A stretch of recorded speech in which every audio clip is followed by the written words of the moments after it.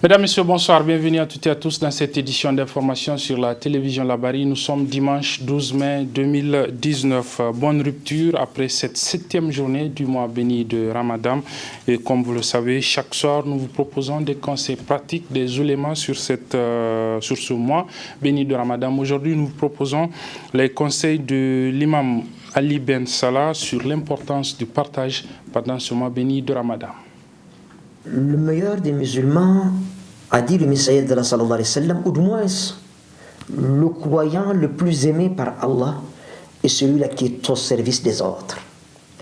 L'œuvre la mieux appréciée par Allah est celle qui consiste à provoquer la joie dans le cœur de l'autre. Le messager a dit, sallallahu alayhi wa sallam, n'est pas croyant 3 fois, qui ne l'est pas, ya Rasulallah, avait demandé les compagnons qu'Allah les agrée tous, celui-là qui dort repu alors que son voisin ne trouve pas le sommeil ténaillé par la faim. Eh bien, pendant le mois béni de Ramadan, la meilleure des aumônes est une aumône offerte pendant le mois béni de Ramadan. Il arrive que certaines personnes, au coucher du soleil, ce n'est pas un jour de jeûne qu'ils ont, mais 10, 20, 30, à 45 au sortir du mois, ils ont pour certains 90 jours de Ramadan, 100 jours de Ramadan, etc. Et comment? Quiconque, dit le Messaïd sallallahu alayhi wa sallam, aide son frère ou sa sœur à faire rompre son jeûne en l'invitant à manger avec lui ou en lui envoyant de quoi manger, verra tous ses péchés effacés, se verra accorder un ticket d'accès au paradis et un jour de jeûne supplémentaire. Si c'est 2 jours de jeûne. Si c'est 3 personnes, 3 jours de jeûne. Alors les pauvres parmi les compagnons ont dit à Rasulallah, sallallahu alayhi wa sallam, nous n'avons pas déjà suffisamment à manger pour nous-mêmes. De là à inviter les gens à le faire avec nous ou à leur envoyer de quoi rompre le jeûne. Il y a une marge qui nous est difficile de franchir. Alors le Messaïd sallallahu alayhi wa sallam de préciser que Allah réserve cette récompense à quiconque fait rompre le jeûne, à son frère ou à sa soeur en islam, ne serait-ce qu'avec une gorgée de lait, ne serait-ce qu'avec un morceau de date, ne serait-ce qu'avec une gorgée d'eau. Et le messager de poursuivre et de terminer en disant, quiconque désaltère un jeûneur, Allah le fera boire de mon lac, une boisson après laquelle il n'aura plus jamais soif jusqu'à accéder au paradis. Qu'il en sorte ainsi à Rabbal Alamin. Voilà, c'était donc l'imam Ali Ben Salah sur l'importance du partage pendant ce mois béni de Ramadan. Demain, 13 mai, ce sera la journée nationale de la femme, une journée qui, vous le savez, a été instituée par les autorités du Niger pour se rappeler de la marche historique organisée par les femmes du Niger un 13 mai 1991 pour exiger une meilleure représentation de la gente féminine dans la commission préparatoire de la conférence nationale souveraine. Depuis donc cette marche historique du 13 mai 1991, la journée du 13 mai est célébrée chaque année pour se souvenir de cette marche, mais aussi pour marquer l'intérêt des décideurs pour la gente féminine, notamment dans la prise dans l'élaboration des politiques publiques, mais aussi leur responsabilisation dans la vie de la nation. Il s'agit aussi de rappeler à travers cette journée les actions que les autorités, les pouvoirs publics doivent donc entreprendre pour une meilleure autonomisation économique, notamment de la femme. Pour ce qui est justement de cette autonomisation économique des femmes, nous allons vous proposer un reportage sur une jeune femme qui se trouve dans le marché de Katako ici à Niamey. Elle se bat chaque matin donc aux côtés des vendeurs de céréales où elle ramasse les restes de céréales qui sont vendus et c'est avec ça qu'elle arrive à joindre les deux bouts. Son reportage est signé par Hariata Salah. Foureratou Sirfo, c'est cette femme âgée d'une 50aine d'années qui vit dans le marché de Katako où elle exerce une activité hors du commun. Foureratou Sirfo est ressortissante du Zarmaganda. Elle passe sa journée à ramasser des céréales qui sont versées pendant les chargements ou les déchargements des camions. Pour faire ce travail, il faut se munir des ustensiles composés des tamis, des tasses et des balais. Il faut de la patience pour faire ce travail, du balayage au tamissage en passant par le tri pour séparer les différents céréales et avoir ces produits finis. Foureratou Sirfo nous parle de son calvaire quotidien.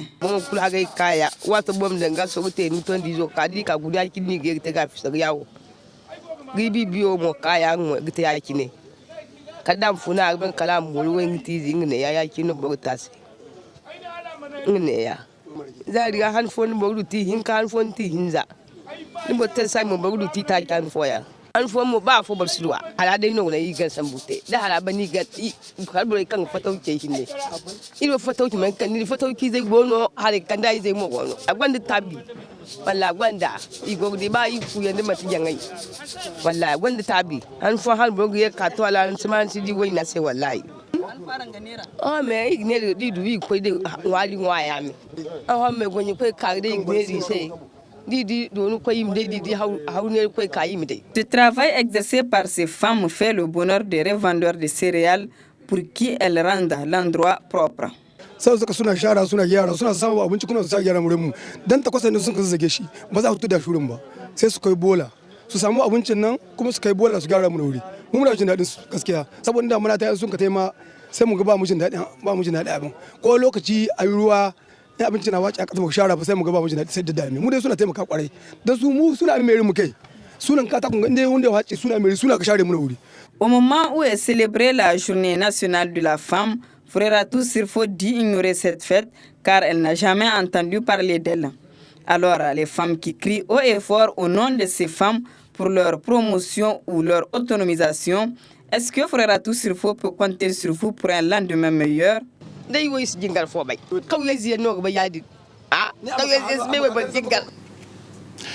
Alien, toujours avec la célébration demain de cette journée nationale de la femme, nous allons vous présenter une autre femme qui se distingue dans son combat quotidien pour s'affirmer dans la vie de la nation.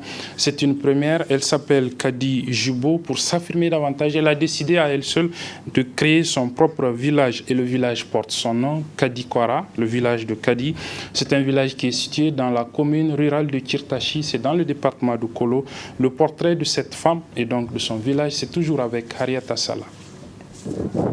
Dans cette maison, située en plein cœur d'une zone enclavée de la commune rurale de Kirtachi, vit Kadi Munkaila, une femme solitaire bien décidée à inscrire son nom dans l'histoire.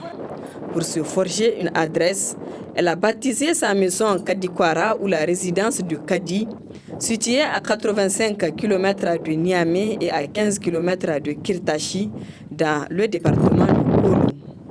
Âgée de 56 ans, cette orpheline mère de 2 garçons était installée ici en 2005 avec le soutien de son oncle qui lui a donné le terrain.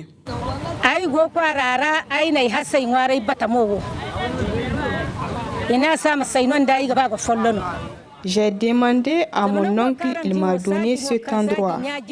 Les gens pensaient que je suis folle car cet endroit c'est la brousse.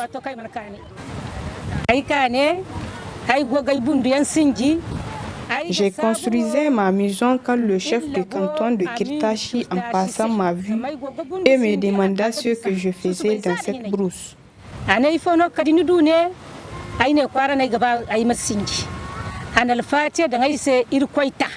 J'ai commencé à construire cet étage, je suis seule ici. Sans mari et mes 2 enfants étudient. L'un est au Maroc et l'autre à Tilaberi.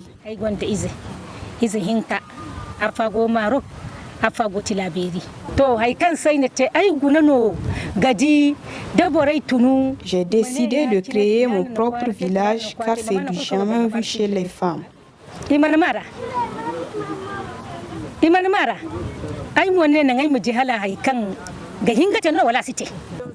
Pour survivre sur son territoire, Kadi côtoie au quotidien les dangers de tout genre, notamment les venimeux reptiles auxquels s'ajoutent les aléas climatiques.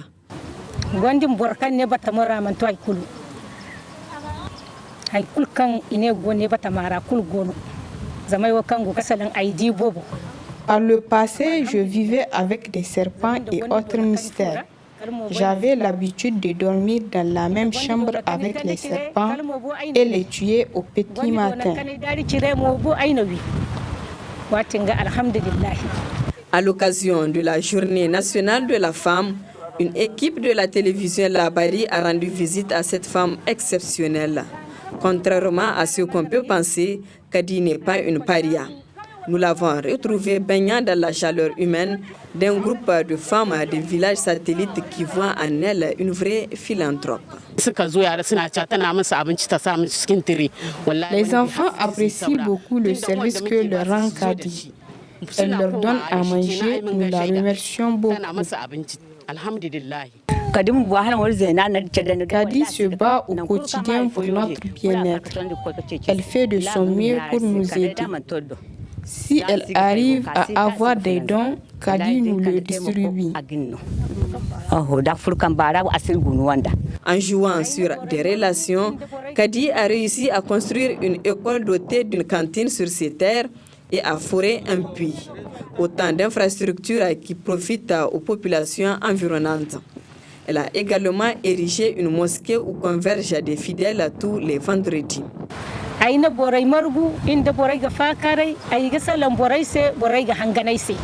J'ai rassemblé les populations environnantes, on causait. Elles m'ont dit qu'elles veulent une école et je me suis armée de courage pour voir la création de cette école. J'ai construit cette mosquée qui draine plusieurs fidèles musulmans pour la prière de vendredi.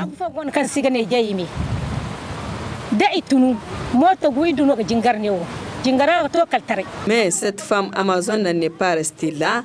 Elle a créé un groupement féminin de microcrédit au profit d'une cinquantaine de femmes qui mènent des activités génératrices de revenus, dont l'embauche animale et le petit commerce.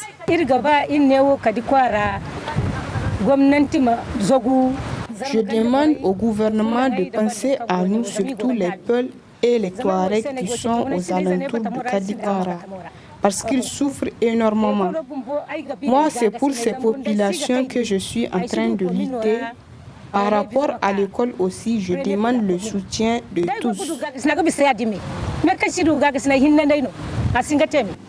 Voilà, c'était donc le portrait de cette femme, Kadi Munkela et non Kadi Jubo, chef de village, un village qui porte son nom et qui est situé dans la commune rurale de Tirtachi, c'est dans le département de Kolo. Refermons ce journal avec ce micro-trottoir organisé par la télévision Labari pour recueillir les réactions de quelques citoyens de la ville de Niamey sur la dernière décision prise par le président de la délégation spéciale de la ville de Niamey pour fixer de nouveaux horaires pour la levée des corps au niveau de l'hôpital, de la morgue de l'hôpital national de Niamey. Je vous propose donc de suivre les réactions dans ce micro-trottoir. À mon avis, vu l'intensité de la chaleur qui prévaut actuellement, je trouve que c'est une décision qui est bienvenue pour épargner aux gens vraiment de sortir dans la chaleur et de supporter certaines choses et aussi d'éviter certains problèmes. Donc si les levées peuvent se faire de 6h à 7h30, ça veut dire que donc on peut prendre les dépouilles mortelles et maintenant on vient les enterrer un peu avant que la chaleur ne soit élevée, intense, insupportable. Donc ce qui fait que le soir aussi, où il y a un peu de fraîcheur. Moi je trouve qu'en tout cas, tant que c'est pour cette période de chaleur, il n'y a aucun problème, c'est une décision qui est islamiquement valable et qui est même encourageable. Maintenant, c'est de prendre des dispositions pour que vraiment les gens qu'on ait le maximum, qu'on évacue le maximum de corps, n'est-ce pas, pendant ce temps-là. Donc peut-être c'est de multiplier les salles où on fait les bains pour les malades pour que vraiment on puisse évacuer. Je pense que le communiqué a été très bien clair. C'est justement compte tenu de la canicule, de la chaleur qui se vit, et en tout cas à Niamey.